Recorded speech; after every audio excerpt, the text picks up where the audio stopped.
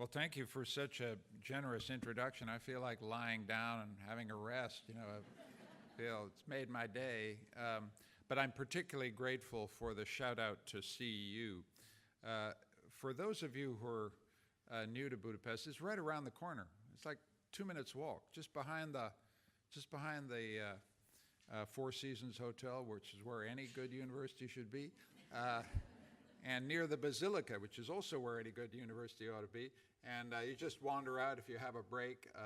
We got a great coffee shop on Nader 15. We've got some of the most beautiful university buildings in Europe, and you will get a very warm welcome. And I particularly appreciate the kind words said about the university. It's also terrific to have the Hungarian Bar Association in the room. And I want to thank Garth and Marianne for the kind invitation, and it's good to be on the same platform with Vivek, and I'm sure we'll have a good discussion. I want to use my time with you very briefly to talk about a little thing called Lex CEU, which is a law passed to regulate our affairs, and I don't want to dwell on our difficulties. I want to use it to illustrate some of the challenges that face the defense of the public interest in countries like this. I want to illustrate a thing that when I was at Harvard, I used to teach because I taught international human rights, and I used to spend a lot of time drawing the contrast, which will be familiar to all of you, the contrast between rule by law and rule of law. For all of you, it's a conventional distinction of some analytic use in trying to understand how law operates in different societies. And I've had a very vivid experience of rule by law in the last 6 months, and I thought it would be interesting to share that with you. Clearly, public interest law and pro bono work depends on an institutional infrastructure that you all take for granted. But in many societies, that institutional infrastructure cannot be taken for granted. By institutional infrastructure, I mean, I guess, 5 things. Freedom of association, by which I then mean freedom to represent, your freedom to represent clients. You can't be a law firm doing pro bono work unless you can count on the freedom to represent your clients and be free from the accusation that you're a traitor or a betrayer of the nation if you do. And that freedom is not guaranteed everywhere. You need independent courts, you need judicial review, and we cannot count on the independence of the judiciary in many parts of this region and the world. You need governments that obey court judgments and companies that obey court judgments. You've got to bring the hammer down eventually. What's the point of public interest law unless you can get judgments that are enforced? Fourth, you've got to have free media. I think public interest law depends critically on the media both to give you the information that allows you to form cases, but also the capacity to use the media in a responsible way to promote public interest cases in front of a free press. And again, the free media can't be counted on. And finally, and here's something you may not be thinking about, public interest law really depends critically on free universities.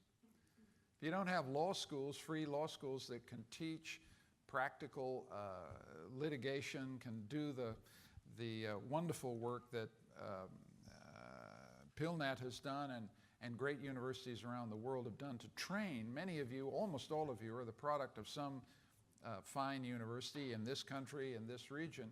But universities turned out to be one of the hidden or undiscussed pillars of public interest law around the world. If you look at those 5 criteria and you look out of the parapets from Budapest around the world, you see a pretty disturbing trend. I don't need to sketch it out for you. I pick up the newspapers and go to a wonderful place like China, a great country with a great legal tradition and some absolutely heroic public interest lawyers. They're being shut down. They're being strangled. They cannot count on freedom of association. They cannot count on independent courts. They cannot count on free media. They cannot count on free universities. Great universities in China are now under increasing control and repression from public authorities. This is a very alarming trend because this is a great civilization that will have a determinant role in the place of the rule of law in the 21st century. And China is getting a huge big dose of rule by law. That is basically law as a form of administrative discretion by single-party rule.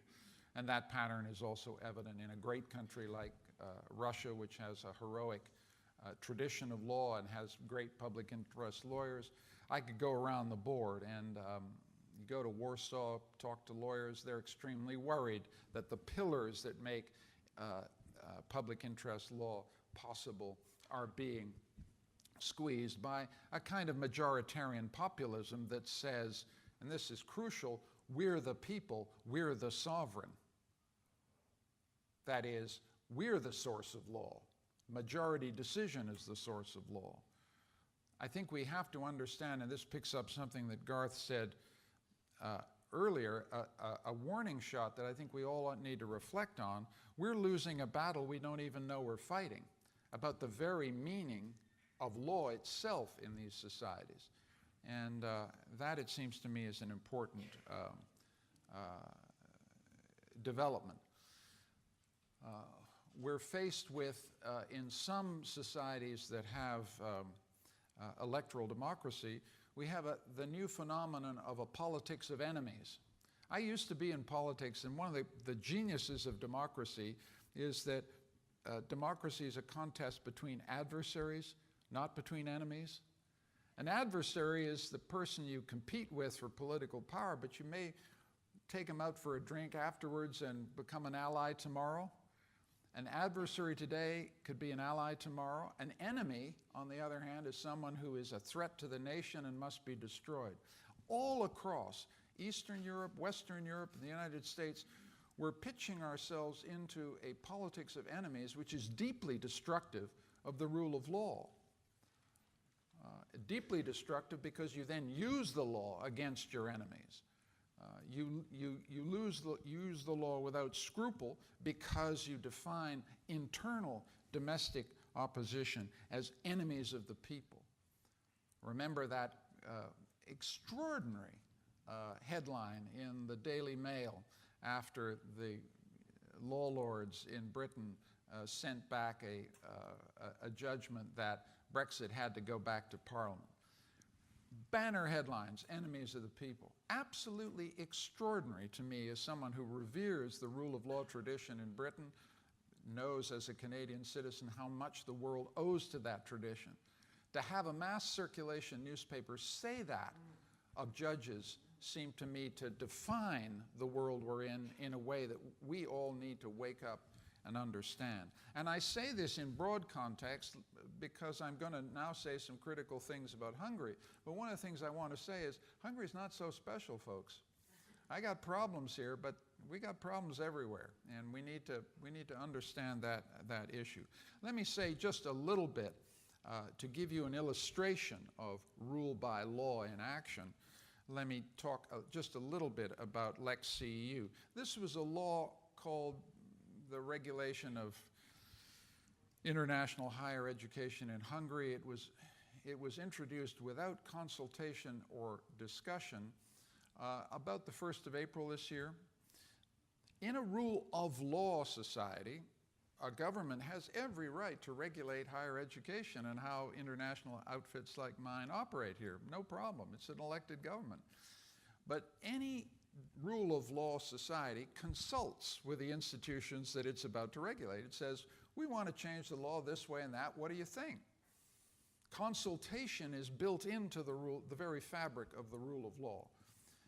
We had no consultation, no forewarning. At 6 o'clock one night, I suddenly look at the website, boom, there's a new law. 6 days later, it's passed by the Hungarian parliament like that. 5 days after that, it's signed into law by the President of the Republic, who has a constitutional mandate to check the constitutionality of the law. Almost immediately, we had nothing to do with this, lawyers across Hungary, some of the members of the Bar Association got up and said, wow, there's something weird about this law. It says it's targeted 28 international institutions, but actually if you look at the fine print, it's really only targeted at one institution. That raises issues of discrimination. It also raises issues of whether it's consistent with Hungary's constitutional guarantees of academic freedom and freedom of scientific research. I mean, there was a real constitutional issue, and it's not me saying it, it's a lot of legal scholars, former judges on the Constitutional Court in Korea, said, wait a minute, guys, we got to check the constitutionality of this. Blew it right by. President signed it, and then the Venice Commission, which is, as you know, one of the watchdogs of the European process, took a look at this. They don't pronounce on the constitutionality of in Hungarian law, but they look about whether this is compatible with European law. Then they made a finding in July that said, wow, this is discriminatory, imposes burdens on a existing institution that just seems to us to be wrong and inconsistent with European law. The European Commission then came out and launched infringement proceedings against the government of Hungary on the grounds that Lex CEU violated European law. So boom, boom, boom, boom, boom. And we had nothing to do with this. People are standing up saying, wait a minute, this law just doesn't meet the standards of rule of law in Europe. It's that simple. There's a problem. The Constitutional Court in Hungary has I think, kicked this into the long grass. You know, they're not making a ruling. We don't know why that is, and I'm not going to speculate, but they're letting that go. And then yesterday, just so you know, after months in which the government of Hungary actually engaged in serious, bona fide, good faith negotiations with the chief legal counsel of the governor of New York, which is where we're accredited. And these negotiations were started because people thought, hey, this might be a way out of this impasse to get the two parties together. They negotiated 9-10 sessions through the summer. By the 1st of September, there was an agreement between the state of New York and the government of Hungary saying, okay, CEU can continue to function here, everything's fine.